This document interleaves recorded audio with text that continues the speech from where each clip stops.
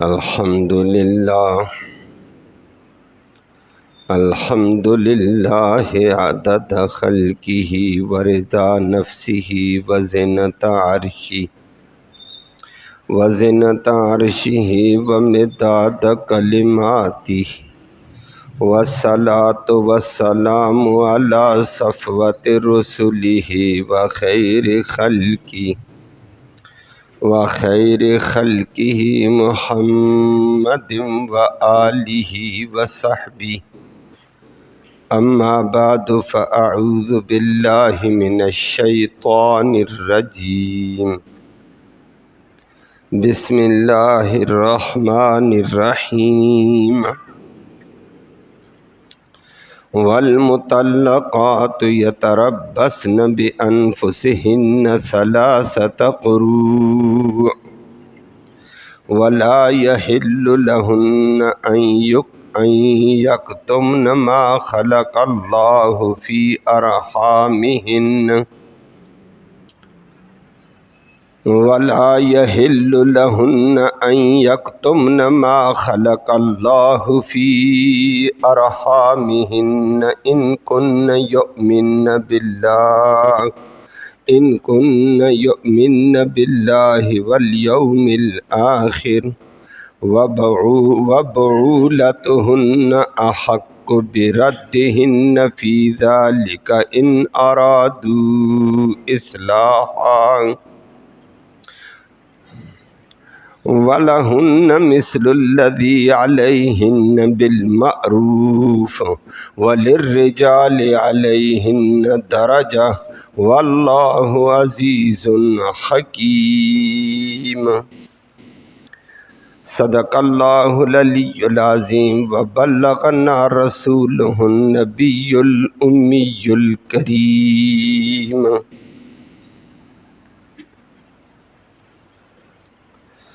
قابل صد تکریم معزز سامعین کرام،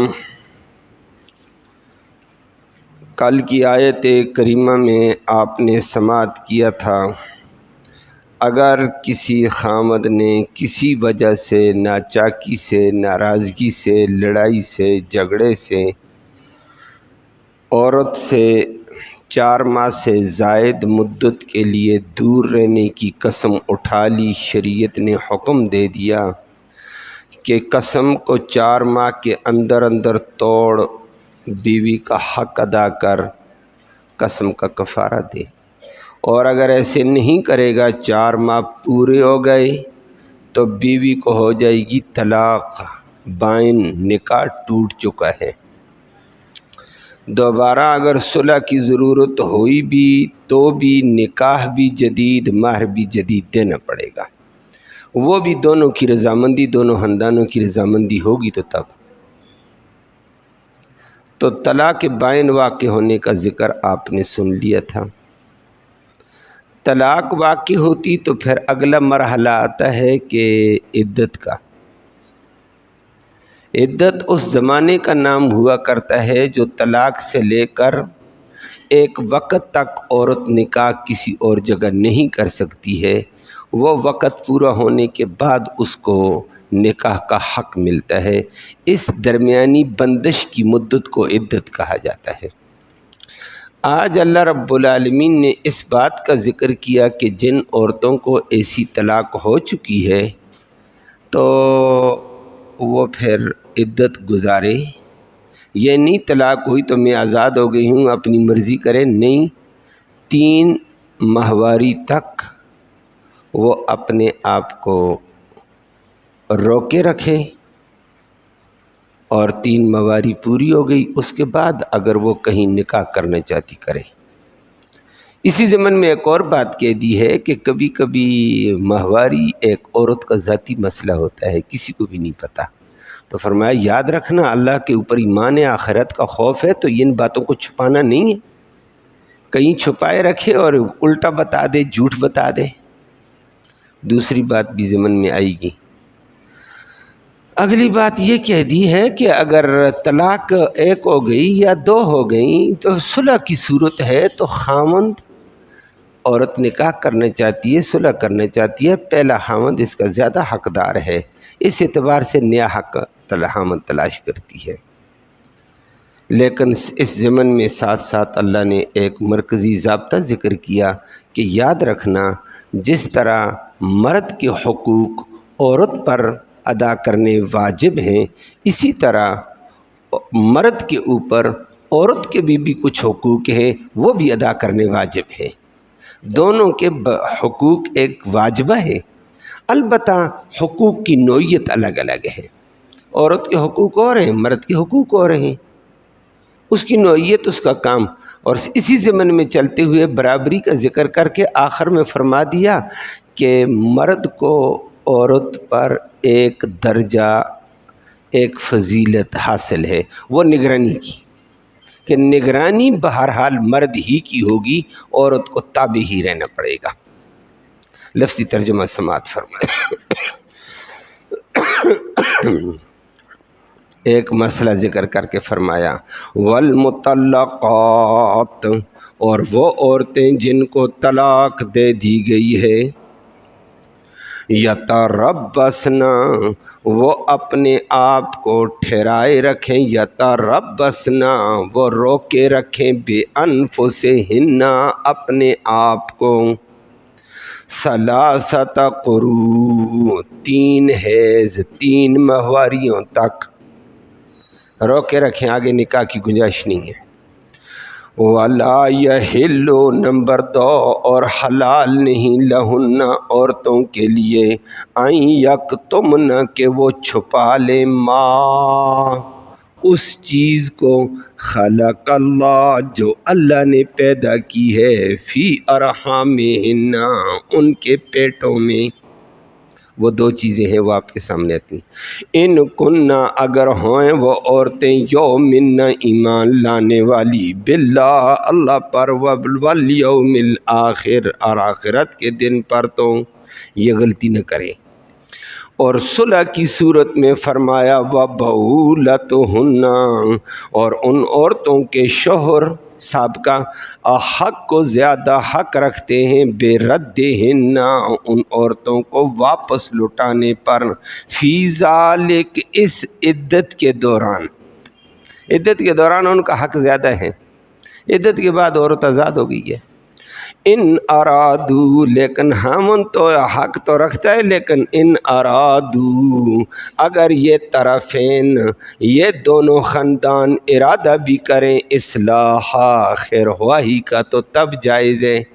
زیادتی کا ارادہ ہو تو جائز نہیں ہے، پھر کبھی کبھی زیادتی کی وجہ سے بہت سارے مسائل ہوتے ہیں۔ وَلَهُنَّ، اور ان عورتوں کے لیے ہے، مثل، اسی طرح، الذی، اس مرد کی طرح، علیہن، جس طرح مرد کے عورتوں کے اوپر ہیں حق، بالمعروف، دستور کے مطابق، وَلِلرِّجَالِ، اور مردوں کے لیے بھی ہے، علیہن، اور عورتوں پر حق، اور علیہن درجہ، ایک درجہ بڑھ کر ہے، واللہ عزیز، اور اللہ غالب ہے، الحکیم، وہ حکمتوں والا ہے، جو فیصلہ دیا وہ حکمت سے خالی نہیں ہے۔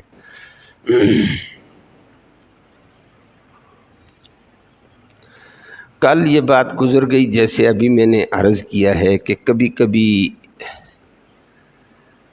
حالات کے تقاضے پر مرد بیوی کو طلاق بھی دے دیتا ہے، کبھی کبھی یہ بھی کہہ دیتا ہے کہ خدا کی قسم میں تو تیرے گھر ہی نہیں آؤں گا، تیرے پاس ہی نہیں آؤں گا، وغیرہ وغیرہ۔ وہ کل آپ نے سنا تھا، اور شریعت نے اس کو پابند کیا، 4 ماہ کے اندر اندر اپنی قسم سے باز آ جا، بیوی کا حق ادا کر، اس کی ضرورتیں پوری کر، قسم کا کفارہ دے دے۔ اور اگر 4 ماہ تک تو اس کے پاس نہیں گیا، اس کا لحاظ نہیں رکھا، اس کے حقوق پورے نہیں کیے، اس زیادتی کی پاداش میں تیرے پاس نکاح کی وجہ سے ایک اختیار تھا، عورت کی پابندی کا، کنٹرول کا، وہ نکاح کی پابندی اور کنٹرول تجھ سے چلی گئی، عورت آزاد ہو گئی ہے، طلاق ہو گئی ہے۔ تو نے زیادتی کی ہے، تو اللہ نے تجھ سے یہ حق لے لیا ہے کہ تو زیادتی کر رہا تھا۔ جب عورت کو طلاق ہو گئی ہے، اور طلاق بائن اس کو کہتے ہیں شریعت کی زبان میں، یعنی ایسی طلاق جس سے نکاح ٹوٹ چکا ہے، میاں بیوی کی جدائی ہوئی ہے۔ جدائی ہونے کے بعد میں نے کل بھی ذکر کیا اور ابھی بھی، اور آج کی اس آیت کریمہ کے ایک حصے میں بھی آیا ہے کہ اگر دوبارہ وہ صلح کرنا چاہتے ہیں تو صلح کر سکتے ہیں، اور اس صلح کے اندر خامند ہی اس کا زیادہ حقدار ہے۔ دوبارہ بیوی بنا کر نئے مار کے ساتھ، نئے نکاح کے ساتھ بیوی بنا لے، لیکن ان ارادو اصلاحا، اگر دونوں طرف سے خیر خواہی کا، اصلاح کا ارادہ ہے۔ کبھی کبھی خامند اصلاح کا ارادہ نہیں رکھتا ہے، کہتا ہے یہ چھوٹ تو گئی، دوبارہ نکاح کر کے اس کو پابند رکھ لوں گا، تنگ کروں گا، پریشان کروں گا، اس کو ستاؤں گا، اس کو اذیت دوں گا، سزائیں دوں گا۔ نہ ظلم کے لیے یہ کام نہ کر۔ عورت کے حق ہی کی وجہ سے اللہ نے تیرا اختیار ختم کیا۔ دوبارہ اصلاح کی نیت ہے تو رجوع کر، اصلاح کی نیت نہیں ہے تو جانے دو، وہ اپنا راستہ تلاش کرے، تو اپنا راستہ تلاش کر، تو اپنا جوڑا تلاش کر، وہ اپنا جوڑا تلاش کرے، تو اپنی زندگی سنوار، وہ اپنی زندگی سنوارے۔ اسی لیے فرما دیا وَبَعُولَتُهُنَّ أَحَقُّ بِرَدِّهِنَّ، ان کے پہلے والے شوہر اس کے واپسی کے زیادہ حقدار ہے، فی ذَلِكَ، اس طلاق میں، اس عدت کے بعد، اس عدت میں، ان ارادو اصلاحا، اگر وہ خیر خواہی کا ارادہ رکھیں تو تب کی بات ہے۔ اور کبھی کبھی عورت بھی کہہ دیتی چلو صلح کرتی ہوں لیکن اس کو تنگ کروں گی، بات اس کی بھی نہیں مانوں گی، میں اس کو ستاؤں گی۔ تو فرمایا ان ارادو اصلاحات، دونوں کا اصلاح کا ارادہ، دونوں خاندانوں کے اصلاح کا ارادہ ہے تو صلح کرو۔ اصلاح کا ارادہ نہیں ہے، بگاڑ کا ارادہ ہے، لڑائیوں کا ارادہ ہے، ستانے کا ارادہ ہے، پریشان کرنے کا ارادہ ہے، تماشا لگانے کا ارادہ ہے، چھوڑو، خدا کا بندہ، زندگی برباد کرتے ہو، لوگ بھی تماشا کریں گے، تم بھی تماشا بنے رہو گے، گھر بھی برباد ہو، تم بھی برباد ہو، آخرت برباد کرتے ہو۔ دونوں کی جدائی ہوگی، جدائی میں اپنی منزل زندگی کی بھی الگ تلاش کر، آخرت بھی بنوا، کسی اور جگہ لے گا، اپنے مزاج کے مطابق مرد بھی تلاش کرے، عورت اپنے مزاج کے مطابق کا بہتر مناسب بندہ تلاش کرے، جو دنیا بھی بچے، آخرت بھی بچے۔ اللہ ہم سب کو دینی تقاضے پر عمل کی توفیق نصیب فرمائے۔ اگلی بات طلاق کی آئے گی، وہ ایک الگ مرحلے میں ذکر کریں گے۔ اسلام میں طلاق اسی وجہ سے روا رکھی ہے، طلاق اسی وجہ سے روا رکھی ہے کہ کبھی کبھی میاں بیوی کا جوڑ جڑتا نہیں ہے، یا کبھی ایسے ہوتا ہے بیوی کے اندر کوئی ایسی اس نے کمزوری دیکھ لی، یا کمزوری نہیں ہوتی ہے لیکن اس کے دماغ میں بیٹھ جاتی ہے، ہوتی نہیں ہے، اس کے دماغ میں بیٹھ گئی ہے۔ اب اس کے دماغ کو کون صاف کرے؟ اب وہ زیادتیوں پہ اترے گا۔ شریعت نے کہا یہ زیادتی کرے گا تو تیری آخرت خراب ہوتی ہے، اس کی دنیا خراب ہوتی رہے گی، تیری بھی دنیا آخرت بھی خراب ہوگی زیادتی کی صورت میں۔ تو خدا کا بندہ آخرت بچا، طلاق دے، طلاق دے کر تو اپنی مناسب منزل کی طرف چلا جا، وہ اپنی مناسب منزل میں جائے، تاکہ آخرت تو خراب نہ ہونا۔ طلاق اسی لیے روا رکھی ہے تاکہ زیادتیوں سے بچ جائے، عورت بھی بچ جائے، خامند کے ساتھ بھی زیادتی نہ ہو۔ کبھی کبھی عورت نہیں رہنا چاہتی ہے خامند کے ساتھ، اس کو اس کی کمزوری نظر آ گئی، زیادتی نظر آ گئی، دل میں نفرت آ گئی۔ اللہ ہے دلوں میں محبت نہ ڈالے تو کیا ہو سکتا ہے؟ کبھی ایسے ہو جاتا ہے، جیسے حضرت بریرہ کا ہو گیا تھا رضی اللہ تعالیٰ عنہ، وہ کہتی میرا دل نہیں چاہتا ہے، اور کوئی بات نہیں ہے، کہا بندہ بڑا نیک ہے، بڑا اچھا ہے، اخلاق ہیں، بہت اچھا ہے، یہ بھی ہے، حضرت مغیث رضی اللہ تعالیٰ عنہ، لیکن طلاق کی نوبت آ گئی ہے، ہو جاتا ہے۔ فرمایا کہ اگر آپس میں دل نہ ملتے ہوں تو نہ دنیا برباد کرو ایک دوسرے کی، نہ آخرت برباد کرو، طلاق دو۔ طلاق اسی لیے جائز ہے اور نہیں ہے، گویا کہ دنیا کے برباد، آخرت کے برباد ہونے کو بچانے کے لیے طلاق جائز ہے، ویسے طلاق نہیں ہے۔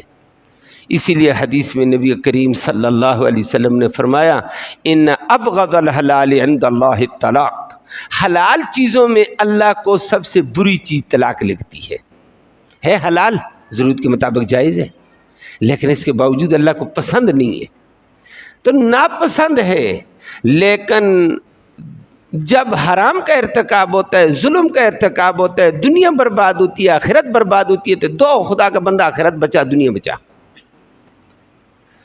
ضرورت کے پیش نظر جائز ہو جاتی ہے۔ یہ تو ایک الگ بات تھی کہ عورت کو طلاق ہوئی ہے اور اس کی عدت۔ دوسری بات کہ یہاں پر اگلی ایک اور بات کا ذکر کر کے فرما دیا، وہ انشاءاللہ آگے تفصیل سے آپ کے سامنے بات آتی رہے گی۔ یہاں سے طلاق کے مسائل چل پڑے ہیں، بہت آگے تک جائیں گے۔ عورت کو طلاق ہوئی تو طلاق کے بعد اس کو عدت کہتے ہیں کہ وہ کچھ ایام اپنی پابندی کے شمار کرے گی۔ عدت کا معنی شمار کرنا۔ طلاق ہو گئی تو اپنی پابندی کے اوقات اور اپنے دن شمار کرتی رہے گی کہ میرے لیے یہ پابندی ہے کہ میں کسی اور جگہ نکاح کا پیغام، نکاح کا منگنی کا نظام، کوئی اور رغبت، کوئی اور معاہدے، کوئی اور نکاح میں نہیں کر سکتی ہوں۔ یہ پابندی کیا ہے؟ کب تک ہے جی؟ اس پابندی کے ایام کو عدت کہا جاتا ہے۔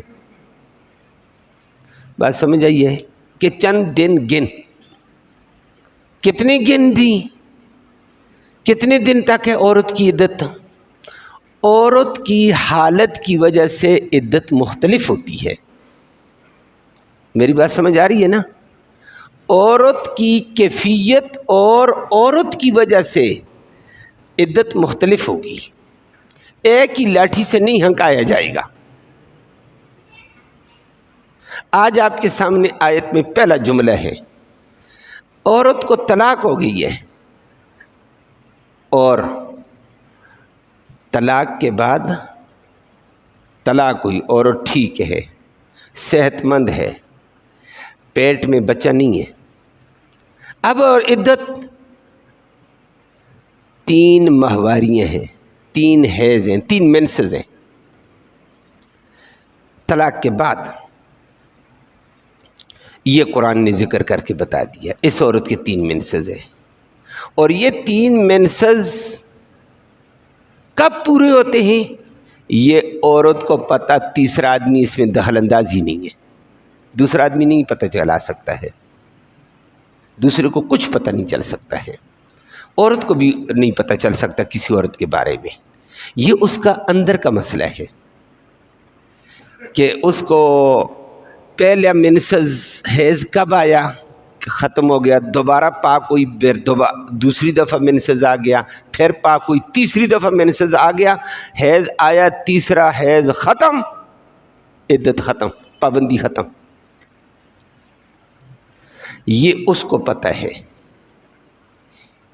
اور قرآن نے اتنا کہہ دیا والمطلقات یتربصن، طلاق دی ہوئی عورتیں یتربصن، انتظار کریں، روکے رکھیں، بانفسہن، اپنے آپ کو، 3 قروء، 3 حیض تک۔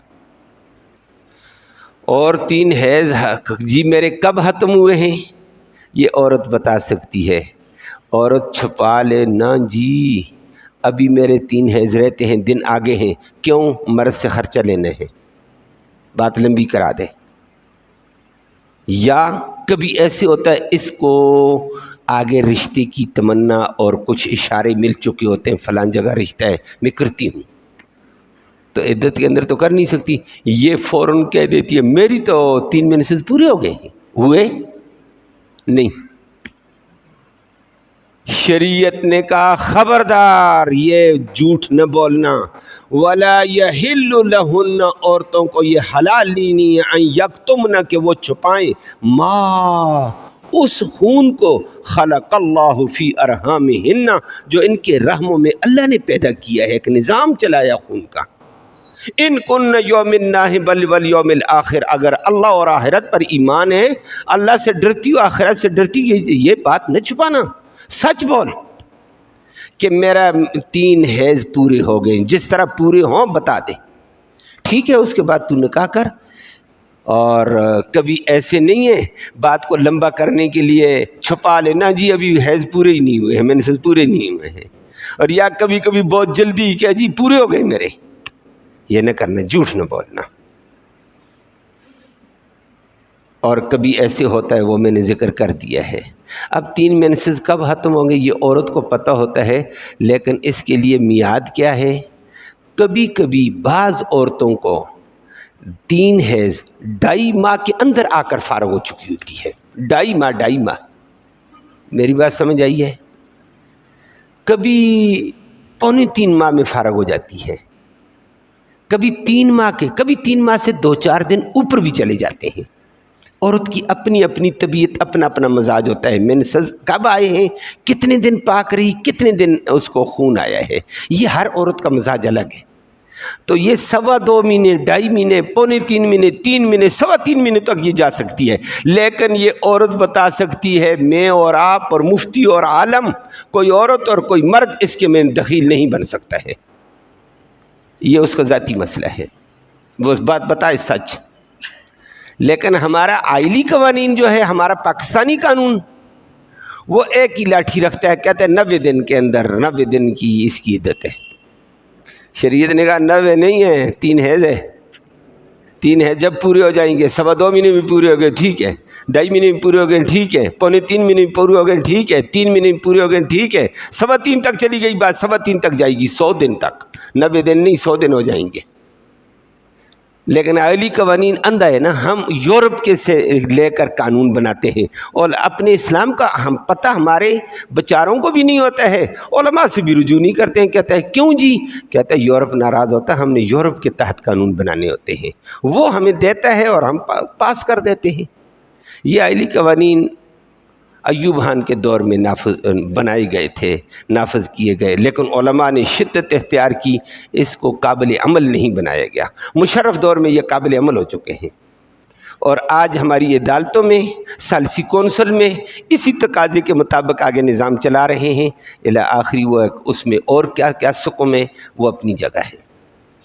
یہ آئلی قوانین میں یہ، اور یہ ایک عدت اس عورت کی۔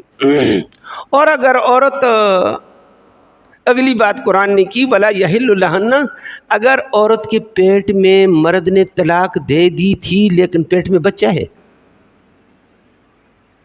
وہ نہیں چھپائے گی تو اپنی طرف سے بتا دے گی، بچہ نہیں بتاتی ہے اور چکر کرے گی، مروا دے گی، ضائع کرا دے گی، یا چھپا لے گی اور نظام اور بتائے تو اپنی جان پار کرنا چاہتی ہے۔ بچہ تو اپنے وقت پہ جا کر پیدا ہوگا، اس لیے اس نے چھپا لیا۔ اللہ نے فرمایا وَلَا يَحِلُّ لَهُنَّ، عورتوں کے لیے حلال نہیں، أَن يَكْتُمْنَ مَا خَلَقَ اللَّهُ فِي أَرْحَامِهِنَّ، جو اللہ نے پیٹوں میں پیدا کیا مت چھپاؤ، بتا دو سچ۔ إِن كُنَّ يُؤْمِنَّ بِالْيَوْمِ الْآخِرِ، کہ پیٹ میں بچہ ہے تو عدت کتنی ہوگی؟ وہ قرآن نے ذکر کیا وَأُولَاتُ الْأَحْمَالِ أَجَلَهُنَّ أَن يَضَعْنَ حَمْلَهُنَّ، ان کی عدت طلاق سے لے کر بچے کی پیدائش تک ہے۔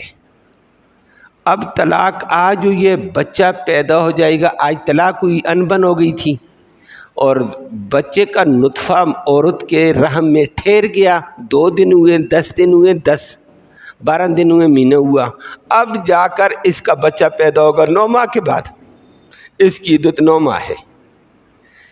بچہ پیدا ہو جائے 8 ماہ کے بعد، اس کی عدت 8 ماہ ہے۔ بچہ پیدا ہو جائے 2 ماہ کے بعد، اس کی عدت 2 ماہ ہے۔ بچہ پیدا ہو جائے طلاق کے بعد، کل ایک ساتھی نے سوال بھی کیا تھا، بچہ پیدا ہو جائے طلاق کے بعد، آخری بات ہے 3 دن بعد پیدا ہوا، اس کی عدت ختم، قرآن کہتا ہے۔ بات سمجھ آئی ہے؟ جن عورتوں کے پیٹوں میں بچہ تھا ان کو طلاق ہوئی ہے، تو طلاق ہو گئی ہے، عدت ختم کب ہوگی؟ بچے کی پیدائش کے ساتھ۔ جیسے بچہ پیدا ہو جائے گا عورت آزاد ہو گئی ہے، عدت ختم، نکاح کرنا چاہتی، جہاں جانا چاہتی آزاد ہو چکی ہے، اس پر پابندی ختم ہو چکی ہے۔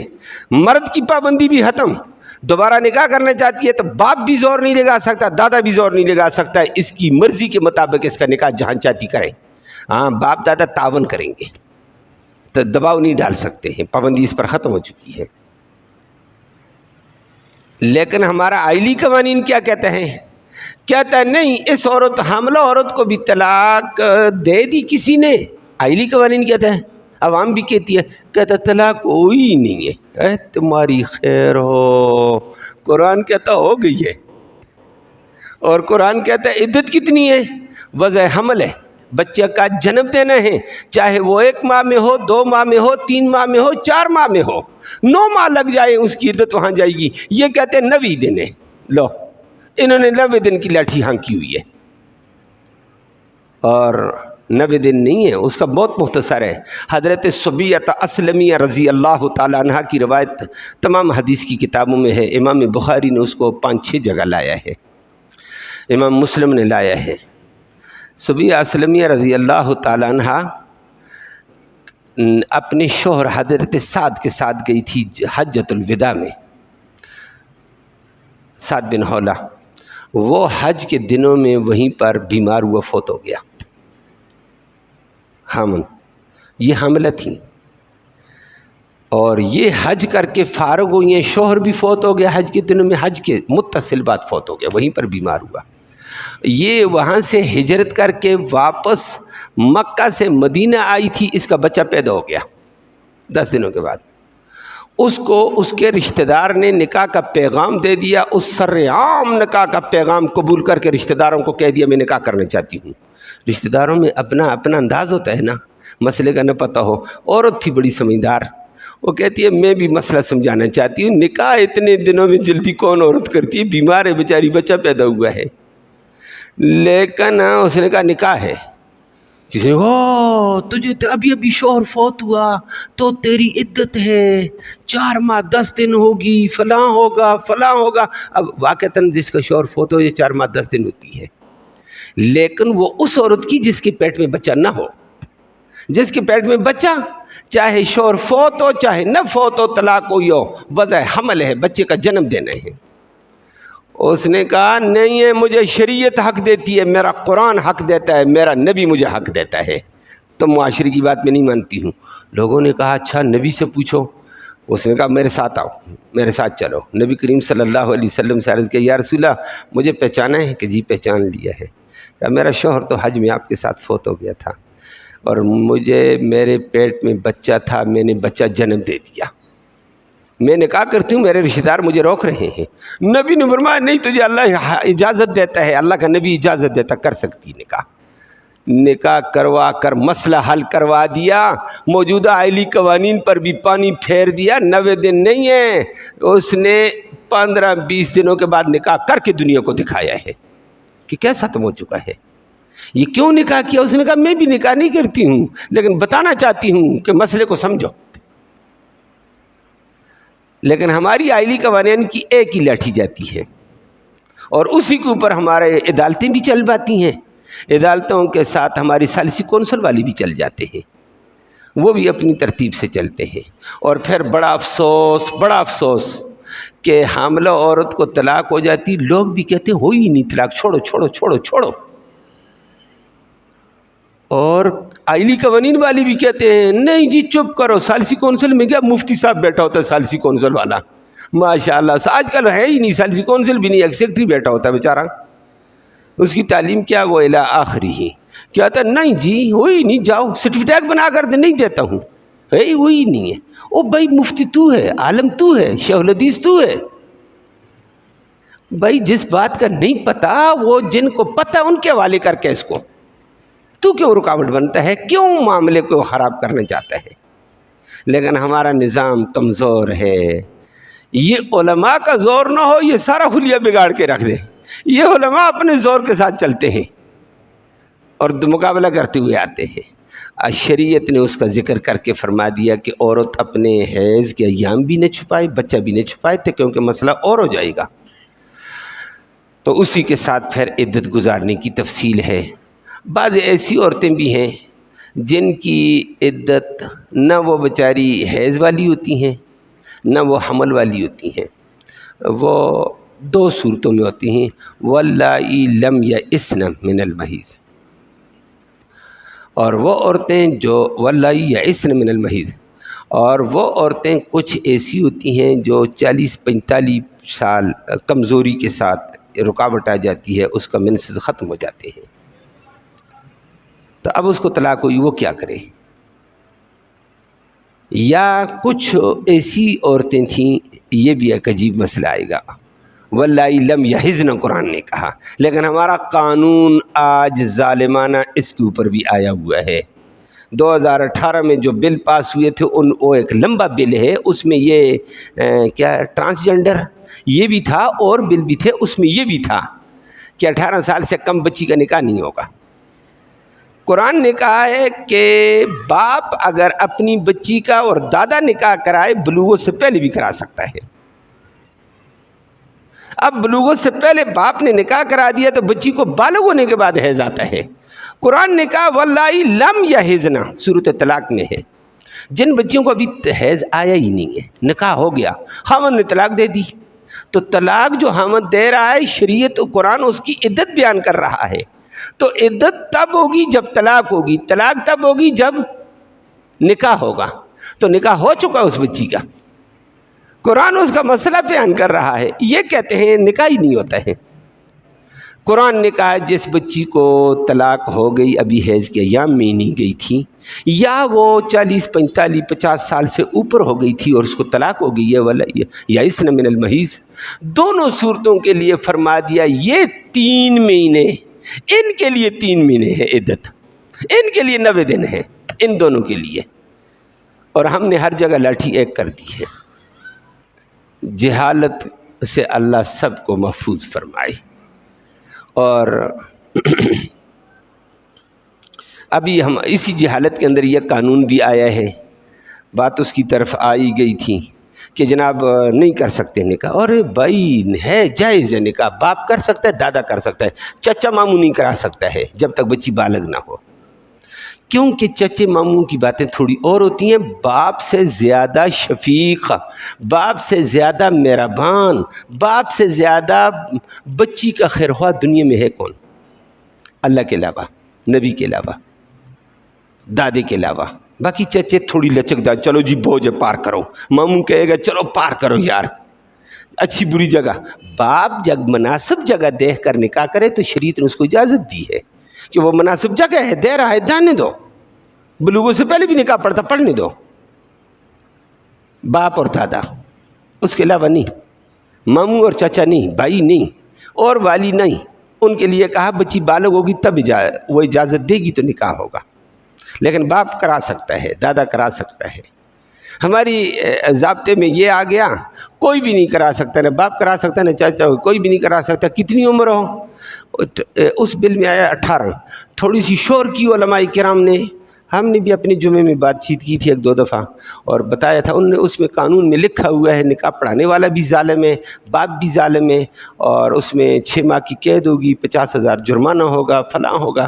ہم نے کہا یہ ظالم کا لفظ جو کہا ہے یہ غلط کہا، یہ نبی کریم صلی اللہ علیہ وسلم کے خلاف جاتا ہے، اور ابو بکر صدیق کو ظالم کہنا پڑے گا جب نبی کریم صلی اللہ علیہ وسلم نے عائشہ سے نکاح کیا ہے، یہ 18 سال کی نہیں تھی، چھوٹی تھی۔ کیوں ایسی بات کرتے ہو کہ نکاح ایسے پڑھنے پڑھانے والے ظالم ہیں، جو ایسے پڑھ چکے ہیں وہ بھی ظالم تھے، اور آئندہ جو کرے گا وہ بھی ظالم ہوگا۔ اور اسی کے اوپر انڈیا میں رولا چلا ہے، وہ جو توہین کا کیس چلا ہے نا، وہ اسی تقابل میں چلا تھا۔ تو اس آدمی نے کہا تمہارا نبی ظالم تھا، یہ توہین تھی۔ اس کیس اور اسی بل کے اوپر بات آگے چلی تھی، لوگوں نے شور شور مچائی، ادھر پاکستانیوں نے بھی، پتہ تو ان کو بھی نہیں تھا۔ تو اب لیکن اللہ اکبر، یہ قانون ایسا تھا، اوپر باطل کی وجہ سے ہو گیا۔ ہم نے بھی کہا تھا یہ رد ہے۔ ابھی ہمارے قریب ایک کیس اس طرح کا آیا ہے، اللہ رحم فرمائے۔ بچی بالغ ہے، 15 سال کی بچی بالغ ہو جاتی، 13 سال کی بچی بالغ ہو جاتی ہے۔ بلوغت کے بعد بچی کا نکاح تو بالکل پکی بات ہے۔ وہ ہمارے ساتھی فوت ہو گئے ہیں، قاری صاحب تھے، آپ بھی جانتے ہیں، ہمارے پرانے درس کے تھے، فوت ہو گئے ہیں، ڈاکٹر صاحب۔ وہ مجھے کہنے لگے جی استاد جی مجھے گھر بلا لیا، دیکھا اس کی حالت ابتر تھی، سانس اکھڑا ہوا، گردے اس کے فیل، فالج اس پہ پڑا ہوا۔ اس نے ایک پمپ مارا، دوبارہ مارا، تھوڑی دیر بعد کانپتے کانپتے مجھ سے بات کی ہے، کہنے لگا جی میری حالت تو یہ ہے، میں دنیا سے کیا پتہ کسی وقت جاؤں، اللہ سے مانگا تھا، بچی تھی میری، بچے ہیں، تو بچی کا رشتہ مناسب جگہ میں ہو گیا، طے ہو گیا، اور اللہ سے میں نے مانگا یا اللہ اس کے لیے کوئی انتظام خرچے کا جہیز کو ہو جائے۔ مجھے اللہ نے 4.5 لاکھ روپیہ چند بندوں کے ذریعے سے دے دیا، جہیز بھی خرید لیا، سارا کچھ ہو گیا۔ جہیز لاہور میں پہنچ گیا جس گھر میں بچی نے جانا ہے۔ صرف استاد جی نکاح پڑھ لیں، میں بچی کو رخصت کرنا چاہتا ہوں، میری زندگی کا پتہ نہیں ہے۔ میں نے کہا اس کی شناختی کارڈ دے۔ کہتے شناختی کارڈ کی دے؟ ابھی ہے ہی نہیں، بنا ہی نہیں ہے۔ میں نے کہا بے فارم دے دے۔ اس نے کہا استاد جی کیوں؟ میں نے کہا وہ ضروری ہے۔ جب اس نے لے تو لال کیا، میں نے کہا بات سنو، مجھے ایسے نکاح اس ڈاکٹر کا بھی میں نہیں پڑھا ہے، اور وہ ہمارے درس کا ساتھی بنا تھا، پہلے کسی اور کیٹیگری میں تھا۔ تو میں نے کہا بھائی مجھے تو ایسے محسوس ہوتا ہے آپ کی بچی کی عمر کم ہے، تو مجھے بے فارم دیا گیا، اس میں 15 سال ہے۔ میں نے کہا اللہ کا بندہ مجھے نکاح پڑھوا کر اندر کرانا چاہتا ہے تو خود بھی پریشان ہوگا، تجھے بھی پریشانی ہوگی، مجھے بھی پریشانی ہوگی، دنیا میں شور مچی ہوئی ہے۔ خدا کا بندہ کہتا استاد جی چپکے سے کر دیں گے۔ میں نے کہا رشتہ داروں میں بغض پایا جاتا ہے یار، کوئی شکایت کرے گا، میرے لیے بھی مسئلہ نہ بناؤ، خدا کا بندہ کوئی دن مجھے چلنے دے۔ تم نے قانون بنایا، تمہاری حکومت نے بنایا، اور وہ خود میں نے جب ایک دفعہ تقریر کی تھی 2018 میں، اس وقت پیچھے آ کر جمعہ پڑھا، بعد میں مجھے کہتا استاد جی کوئی بات نہیں، قانون ٹھیک ہے۔ آج کہتا ہے استاد جی نکاح پڑھ۔ میں نے کہا تو کہتا ہے قانون ٹھیک ہے، کہتا استاد جی پھر میری کیفیت کیا ہوگی؟ سامان پہنچ چکا ہے، بچی کو کون رخصت کرے گا؟ میں مر جاؤں گا تو۔ بڑا پریشان، کہتا استاد جی یہ ظلم ہے۔ میں نے کہا ہم نے ظلم کہا تو نہیں مانتا تھا، اب تیرے اوپر بیتی ہے تو اب ظلم نظر آ گیا۔ وہ بیچارہ پھر میرے حال میں 7-8 دن بعد پھر فوت ہو گیا تھا، 7-8 دن بعد فوت ہو گیا۔ لیکن بچی کی اس کشمکش میں تاریخ رکھ دی، سارا کچھ ہو گیا۔ وہ لاہور والے میرے پاس آئے، میں نے کہا یار مجھے معاف کرو، تو کہتے ہم خفیہ کر لیں گے۔ میں نے کہا خفیہ بھی نہیں ہوگا یار، کہتے اندراجی نہیں کریں گے، رخصت کر دو بچی کو۔ میں نے کہا مسائل نہ بناؤ، نہ اپنے لیے نہ ہمارے لیے، دنیا اندھی ہے۔ اب یہ ایک طرف دیکھا جائے تو واقعتاً بچی 15 سال کی ہے یار، رخصت کر، باپ مجبور ہے اور اس کو موقع ملا ہے۔ اس ظالمانہ قانون میں کہتے ہیں قانون نے کہا پڑا تو خراب ہو جائے گا۔ پنجاب نے 16 سال کی مدت رکھ دی، اور صوبہ سندھ نے 18 سال کی ہے۔ انہوں نے پہلے 18 سال وہ اسی پہ ڈٹ گئے، ادھر پنجاب کے اندر تبدیلی لے آئے تھے، علماء نے شور کی، کہتے 16 کر دو۔ اب 16 سے پہلے حالات ایسے ہیں، اور ہمارے درس کا ساتھی ہے وہ بھی ماشاءاللہ 2018 کے قانون کے مطابق ان کا حمایتی تھا۔ وہ آج کل نہیں آتا ہے درس میں، وہ بھی میرے حال میں موبائل پہ سن لیتا ہے، مجھے کہتا رہتا ہے میں نے سنا۔ وہ بڑا پریشان جمعے میں میرے پاس آیا، آپ اندازہ لگائیں ظالمانہ قانون کا حل کیا نکالو گے؟ ظلم کے علاوہ کچھ نہیں ملے گا۔ وہ کہنے لگا استاد جی ایک پریشانی آ گئی بہت بڑی، مختصر، باقی اندر کی باتیں لمبی بتائیں اس نے۔ استاد جی کوئی حل نہیں نظر آتا ہے، بڑے پریشان ہو گئے ہیں۔ میرے فلاں فلاں رشتہ دار دونوں پھوپھی، ایک پھوپھی ہے تو مقابلے میں ماموں تھا، ماموں ہی ہوتا ہے، دونوں بہن بھائی تھے، ان کی بچے کا منگنی ہو گئی تھے، دونوں مالدار پالٹیاں۔ منگنی آئی، اس پورے خاندان بلایا، ماشاءاللہ خوشی ہوئی ہے کہ لڑکی کی عمر 14 سال ہے، لڑکے کی عمر 14.5 سال ہے۔ منگنی کرتی ہے اور بڑی خوشی بنائی ہے، کھانا ہوا، سارا خاندان بیٹھا۔ اس کے بعد تھے مالدار، وہ آپس میں ملتے، فون تھے، موبائل تھے، گپ شپ لگی، آگے بڑھے، آگے بڑھتے بڑھتے اور آگے بڑھ گئے وہ، اور انہوں نے دیکھا کہ ہماری رخصتی نہیں ہو سکتی ہے۔ وہ رخصتی پہ آ گئے، بچہ بچی کہتے نہیں ہو سکتی ہے۔ تو بچی 9 تولے سونا اور 17 لاکھ روپیہ گھر سے لے کر میاں کو کہا چلتے ہیں، چلی گئی ہے۔ لڑکے نے بھی کچھ پیسے گھر سے لیے، لیکن زیادہ پیسے لڑکی لے کر چلی گئی، غائب ہو گئی۔ گئے پھرتے پھراتے بڑا پریشان خاندان، کہنے لگا اوہو بڑا مسئلہ بن گیا، اب بتا بھی نہیں سکتے، چپ، خفیہ رابطے شاپتے چلتے چلتے۔ کہتا ہوں سر جی 5 ماہ کے بعد بچے دونوں گھر آ گئے ہیں، لیکن رابطے کے بعد کہ ہمیں کچھ نہ کہا جائے، اگر کہا جائے گا ہم کیس کریں گے۔ تو انہوں نے اپنا زور لگایا ہوگا عدالتوں میں بھی، واپس آ گئے، لیکن اب پریشانی کا مسئلہ کیا ہے؟ ظالمانہ قانون کو دیکھنا اور اب دیکھنا اس نے پریشانی۔ اس نے کہا استاد جی پیسے بھی کچھ واپس آ گئے، سونا بھی واپس آ گیا، کچھ پیسے آئے باقی کھا لیے انہوں نے، لیکن پیسے بچا کر آ گئے۔ اب بچی حاملہ ہے 4 ماہ کی، بچی کا اسی بچے سے نکاح پڑے، پھر بھی حکومت نہیں مانتی ہے قانون کے اندر۔ اب وہ 15 سال کا ہو گیا بچہ، تو بچی تو 14.5 سال کی ہو گئی ہے، اور کسی اور جگہ کریں وہ بھی نہیں سر سکتے، اور جگہ کر بھی نہیں سکتے، وہ دونوں آپس میں ٹھیک ہے کرو، حل تو یہی ہے، لیکن قانون اجازت نہیں دے رہا ہے۔ تو اس بچے کا کیا کریں؟ بچہ پیدا ہونے کے لیے چھوڑ دیتے ہیں، بچے کا نسب کدھر ہوگا؟ رجسٹریشن کیسے کریں؟ بے فارم کہاں لگائیں؟ اور اگر اس کو ضائع کرتے ہیں تو قتل ہے، نمبر 2 گناہ ہے۔ اور ان کو ڈھیلا چھوڑتے ہیں آپس میں، وہ کہتے ہیں ہم تو ڈھیلے ہیں، ہمیں اکٹھا رہنے دو، نہیں تو ہم چلے جائیں گے، دوبارہ بھاگ جائیں گے۔ وہ تو سجی یہ گناہ ہوں گے، کیا ہوگا؟ یہ میں نے کہا یہی تو قانون نے تباہی مچائی۔ کیا تھا؟ اب ہمیں بھی سمجھ آ گئی ہے کہ قانون غلط ہے، کہ قانون تو جرائم کا دروازہ کھول چکا ہے۔ تو میں نے کہا جب ہم کہتے تھے، آپ کہتے مولویوں کو بس سکون نہیں آتا، یہ ویسے حکومت پر اعتراض کر رہے ہیں۔ کہتا اب گھر میں بنی تو اب پتہ چلا استاد جی بڑے جرائم میں پھنس گئے ہیں، نہ ادھر کے نہ ادھر کے، نہ منہ دکھانے کے نہ چھوڑنے کے ہیں، بہت پریشان ہیں۔ کہتے ہیں بچہ ضائع کرو، پھر بھی گناہ ہے، لیکن ضائع ہونے کے بعد بچی بچہ آپس میں ملیں گے، وہ کیا کریں؟ تو کہتے ہیں قانون میں کوئی مولوی نکاح پڑھنے کے لیے تیار نہیں ہے۔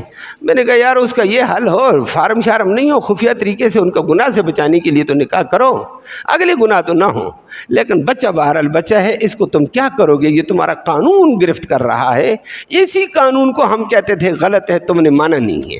قرآن کہتا ہے غلط ہے، وہ کہتے ہیں جائز ہے۔ اب دیکھو کتنا بڑا ظلم آیا ہے۔ اللہ ہم سب کو حقیقت سمجھنے کی اور عمل کی توفیق نصیب فرمائے۔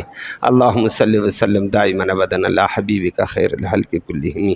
اللہم انا نسألک الہدی والہدی والعفاف والتقی والغنی۔ اللہم اہدنا واہدنا بہ وجعلنا سببا لمن اہتدی۔ یا اللہ تو رحمت کے فیصلے فرما، کوتاہیوں کو معاف فرما، صغیرہ کبیرہ گناہوں کو معاف فرما، دونوں جہانوں کی سرخروئی نصیب فرما۔